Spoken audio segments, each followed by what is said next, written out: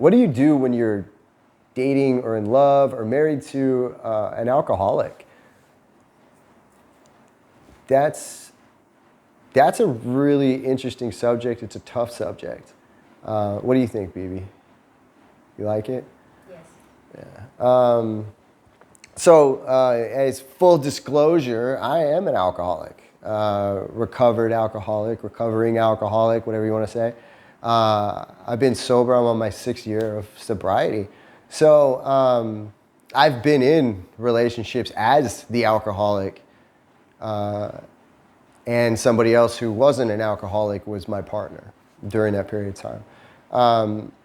That is one of the, I would say, the hardest things to deal with as somebody who is dating or in love with an alcoholic, because of the major issues that happen because of it, and the highs and lows of just that relationship. I think that a lot of times what I get asked about this question is how do I get out of it, or how do I deal with it, or how do I get them to be sober? And what I learned a long time ago was there is no possible way that you're going to get them sober. And that's one of the hardest things ever to say to people. I worked at a rehab facility for a little over a year, and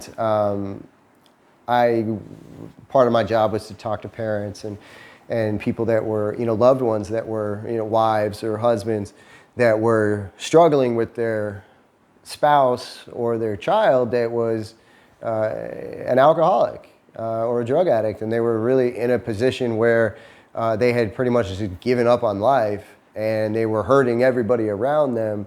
And the people that mostly came in to help them or brought them in were people that loved them. And these people consistently asked me, what do I do?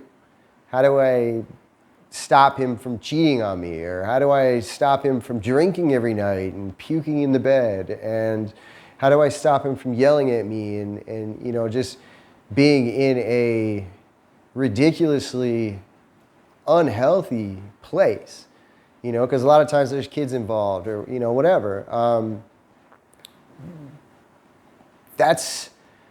It's definitely like a case by case. But in the same sense, there are some specific things that need to happen. Basically, like, the first thing that always needs to happen is if you can ever find him when he's sober or her, sit them down and identify that you have a problem with what they're doing.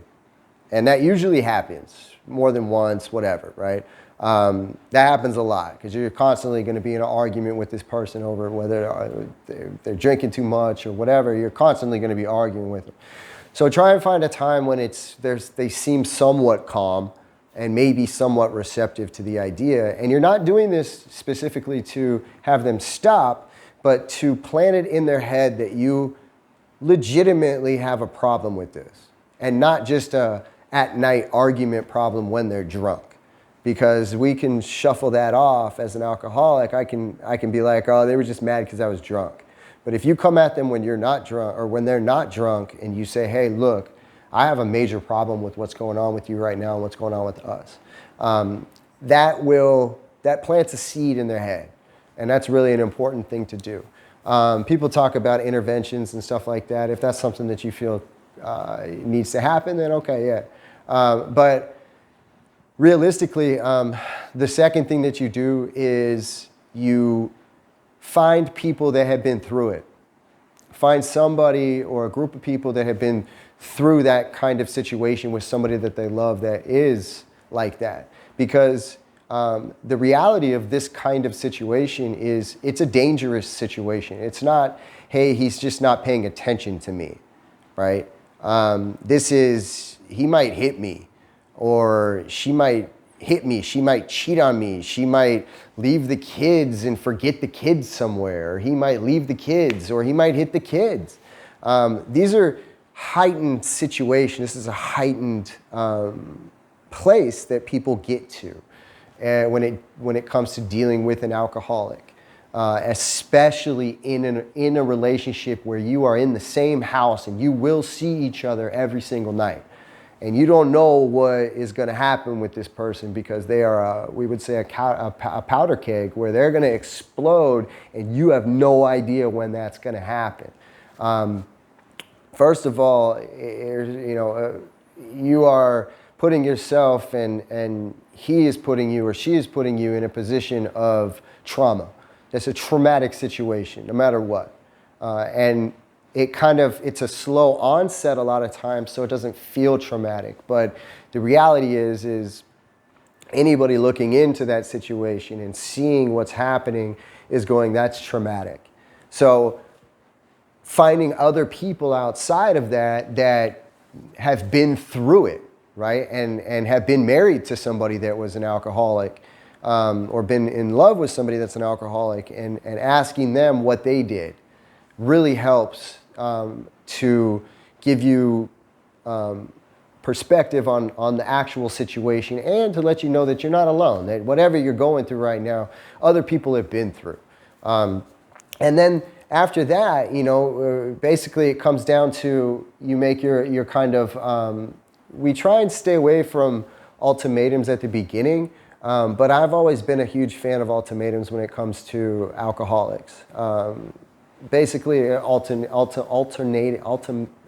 is when you, most of you already know this, but there are some foreigners, English is a second language, where an ultimatum is where you say, either you stop or I'm leaving, right? So depending upon the situation, because the person might be might be making you bankrupt, right? And putting your house completely in chaos to the point where even if they do get sober, it's going to take years upon years upon years to get back to where you were. So I am a huge fan of ultimatums, especially when it gets to that point where it's like this person is being dangerous, right? You either go get help or I leave. And it's not stop. That's kind of the trick of it, is the ultimatum is not you either stop drinking or I leave. The ultimatum is you either go get help, meaning you go to a rehab facility, or you go somewhere away from us and go get sober. Like that's, or if you don't do that, then I'm taking the kids and I'm leaving.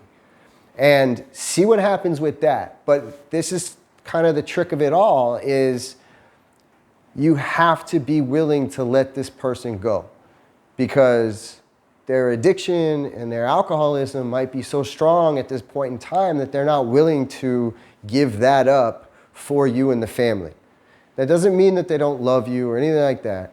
What it means is that they are fully enthralled in this addiction and this alcoholism to the point where they can't make a rational decision. They are fucked beyond belief. And being an alcoholic, I have a set amount of sympathy for alcoholics, but I also have been through it, so I don't have sympathy for it. They are making their decision. And there always comes a time when they need to make the right decision, right? They've made God knows how many bad decisions, and then it comes a time when it's time to make a right decision. And that is not up to the spouse to make that decision for them. The thing that you can do is to say, look, either I'm gone or you get help. That's it. That's really where it comes down to, and that's the only thing that you can possibly do. And the reality is a lot of times you're not going to be able to help them through it. They need to go find other people that have been through what they've been through. No one other than another alcoholic could have ever helped me through what I was going through. I was in a very, very bad place. It's a really, really, really negative, horrible, self-loathing, selfish place. And most alcoholics are selfish beyond belief. We are selfish to the point where we don't care about anything but us. And no matter what you do and no matter how much you love them, that's not going to be enough to make them stop. It just doesn't work like that. They have to stop on their own. So what I'm trying to say is that the only way to really deal with this kind of situation is to find people that know about this kind of situation, ask them to see what they suggest, and also step away from the situation. Moving out and going in with your mom or your brother, or going and moving somewhere else. Not breaking up with them completely, because maybe you're not ready for that. Maybe you love them and you're willing to wait for them, which is a beautiful thing too. But that person also needs to be able to make a real commitment to you and say, yes, I'm going to go to rehab and I'm going to continue this process of staying sober and getting sober and finding a better way of life, because what I've been doing to you is not good. And this is kind of the last thing I'll say is if they apologize to you before, being sober for like 3 to 6 months, don't listen to that shit. It's complete bullshit. They don't know what an apology is. They don't know what that is. So they need 3 to 6 months of being kind of away and not dealing with issues that y'all have had. They might be kind of in the same vicinity, you might still see each other, but dealing with actual issues is not usually a really healthy thing, unless it's something that is dire and needs to be dealt with at that point in time. But most things, apologies for things that they did in the past or stuff like that, that shit can wait, but they're gonna want to apologize to you very quickly, and that's usually bullshit. Because they're liars. Alcoholics are liars. So find a way out and do your best to stay strong outside of it and move in another direction. And if they are willing to get sober and willing to find a way to be better, then it's your decision whether or not you guys want to come back together. But it's a really, really difficult situation. We'll probably do a lot more videos on this kind of stuff. But that's kind of just like the beginning part of what I wanted to discuss with you guys just a little bit today.